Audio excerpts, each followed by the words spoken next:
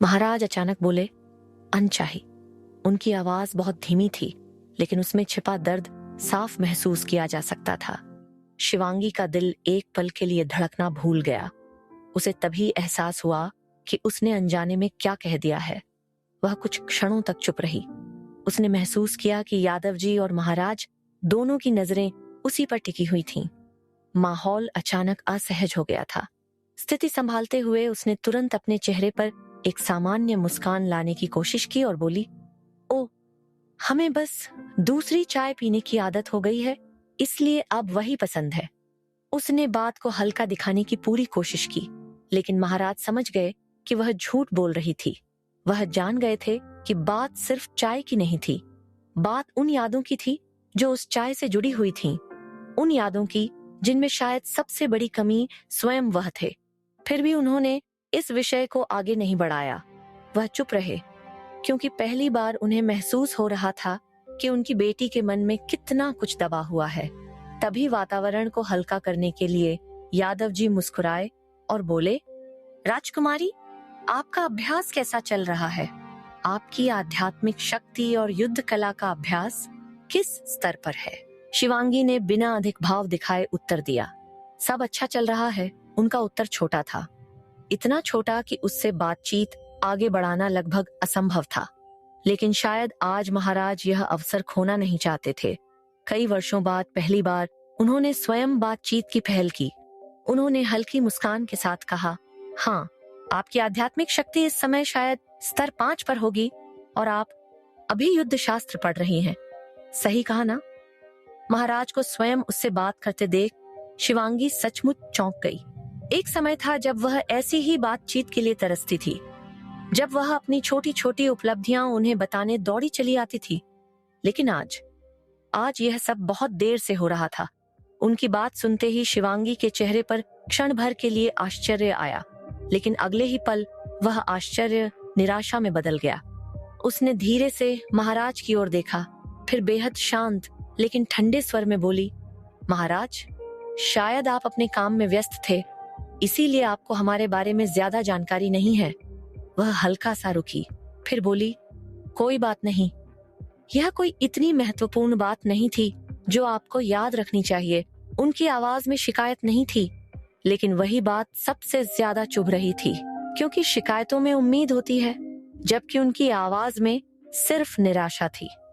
फिर उन्होंने हल्की सी व्यंग्यात्मक हंसी के साथ कहा, महाराज, हमारी आध्यात्मिक शक्ति का स्तर अब 7 है और हमने युद्ध शास्त्र की पढ़ाई 2 वर्ष पहले ही पूरी कर ली थी। अब हमारा युद्ध प्रशिक्षण भी अपने अंतिम चरण में है। उनके शब्द हवा में गूंज उठे। कुछ क्षणों के लिए पूरा वातावरण शांत हो गया। महाराज के चेहरे पर शर्मिंदगी साफ दिखाई देने लगी। उन्हें अचानक एहसास हुआ कि उन्हें अपनी ही बेटी की उपलब्धियों के बारे में कुछ भी पता नहीं था। कुछ भी नहीं। वह एक राजा थे, अपने राज्य की हर छोटी बड़ी जानकारी रखते थे, लेकिन अपनी बेटी की प्रगति से पूरी तरह अनजान थे।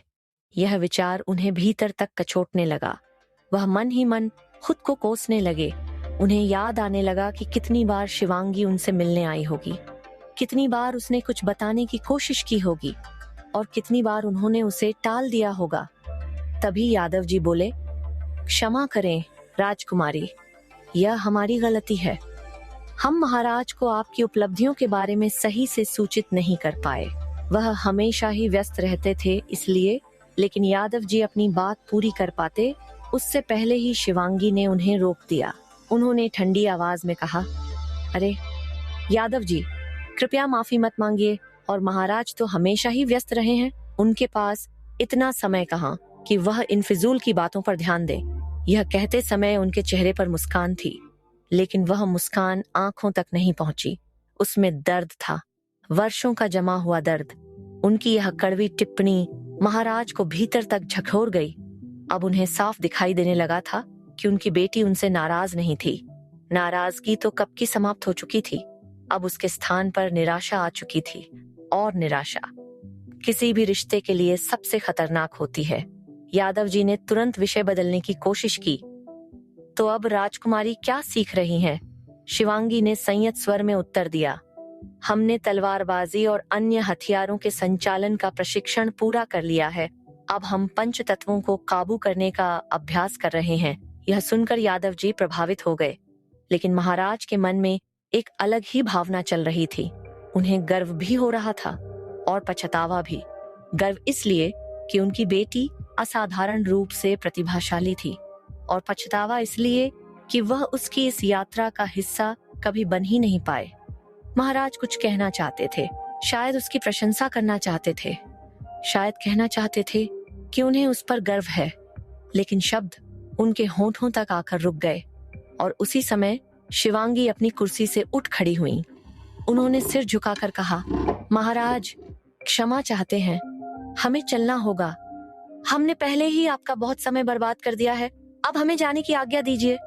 उनके शब्द सुनकर महाराज का हृदय जैसे कस गया। समय बर्बाद। कभी यही बच्ची उनके साथ कुछ क्षण बिताने के लिए घंटों इंतजार करती थी, और आज वह स्वयं को उनका समय बर्बाद करने वाला व्यक्ति समझ रही थी। शिवांगी कुछ क्षण वहीं सिर झुकाए खड़ी रहीं। महाराज को उनकी आवाज में बेरुखी और निराशा साफ महसूस हो रही थी, लेकिन वह कुछ कह नहीं पाए। उन्हें समझ ही नहीं आ रहा था कि वर्षों की दूरी को कुछ शब्दों में कैसे मिटाया जाए। अंततः शिवांगी ने दोनों को प्रणाम किया और वहां से चली गईं। उनके कदम तेज थे, मानो वह उस स्थान से जितनी जल्दी हो सके दूर जाना चाहती हो, लेकिन जाते समय उनकी आंखें हल्की सी नम थीं, जिसे शायद किसी ने नहीं देखा, या शायद सभी ने देख लिया था। शिवांगी के जाते ही वहां गहरा सन्नाटा छा गया। कुछ देर तक कोई कुछ नहीं बोला। फिर महाराज ने गहरी सांस ली और धीमे स्वर में पूछा, अब हम क्या करें? हम इतने लापरवाह कैसे हो सकते हैं? हमें उनकी उपलब्धियों के बारे में कल्पना भी क्यों नहीं थी? यादव जी ने बिना झिझक उत्तर दिया, महाराज, राजकुमारी हमेशा आपको बताना चाहती थी, लेकिन आपने ही उन्हें नजरअंदाज कर दिया। फिर उन्होंने धीरे धीरे बीते वर्षों की सच्चाई बतानी शुरू की। जब भी वह आपके कार्यालय में आती, आप उनकी पूरी बात सुने बिना कह देते कि यदि कोई बहुत जरूरी बात ना हो तो वह जा सकती है। आपने यहाँ तक कह दिया था कि यदि कोई आवश्यक सूचना हो तो वह नौकरों या पत्रों के माध्यम से बता दें, ताकि आपका समय व्यर्थ न हो।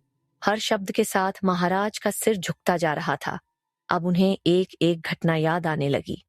वह दिन जब शिवांगी पुरस्कार जीत कर आई थी, वह दिन जब उसने अपनी पहली तलवार प्रतियोगिता जीती थी, वह दिन जब वह सिर्फ उनके साथ भोजन करना चाहती थी, और हर बार उन्होंने उसे टाल दिया था। महाराज ने धीमे स्वर में कहा, क्या हमने कोई भूल कर दी? लेकिन जहां तक हमें याद है, एक पिता को ऐसा ही होना चाहिए। हमारे पिता भी तो ऐसे ही थे। लेकिन यह कहते कहते उनकी आवाज कमजोर पड़ गई, क्योंकि अब उन्हें स्वयं अपने शब्दों पर विश्वास नहीं हो रहा था।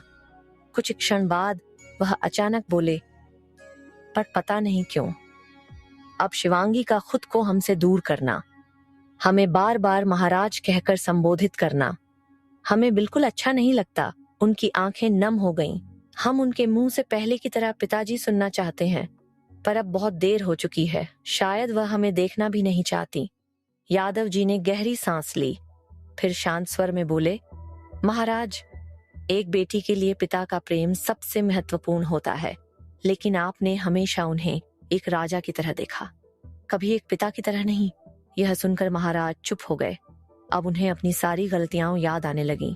शिवांगी का बचपन, उसकी मासूम मुस्कान, ध्यान आकर्षित करने के उसके सारे प्रयास, सब कुछ उनकी आंखों के सामने घूमने लगा। तभी यादव जी ने कहा, महाराज, राजकुमारी का जन्मदिन आने वाला है। यह आपके पास सबसे अच्छा अवसर है।